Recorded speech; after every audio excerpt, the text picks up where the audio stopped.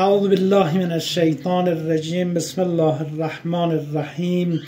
با سلام و صلوات خدای متعال بر محمد مصطفی و اهل بیت طاهرینش و عرض سلام و ادب و احترام خدمت شما بزرگواران.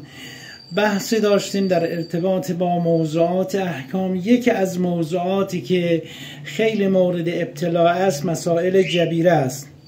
هرگاه مکلف به دلیل جراحت یا شکستگی عضو از بدن مجبور شود اون عضو را با باند، گچ و امثال اون بپوشاند، در وضو و غسل باید از احکام جبیره پیروی کند. جبیره در اصطلاح همان گچ یا دارویی است که بر روی عضو آسیب دیده قرار میدهند.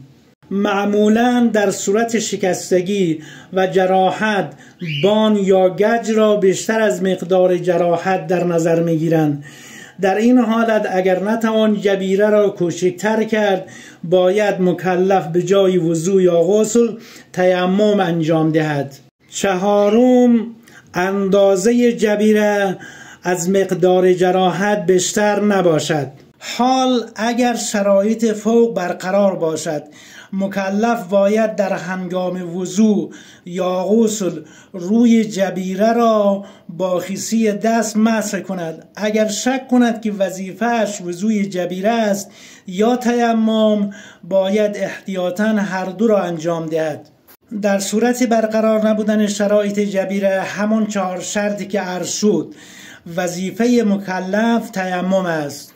پس بنابراین غسل جبیره‌ای زمانی واجب می شود که هر یک از اعضای بدن انسان با شرایط فوق مجروح شده و بر روی اون مانعی وجود داشته باشد، و وضوی جبیره‌ای زمانی واجب می شود که عضو مجروح ضمن دارا بودن شرایط فوق یکی از اعضای باشد که در وضو شسته می شود.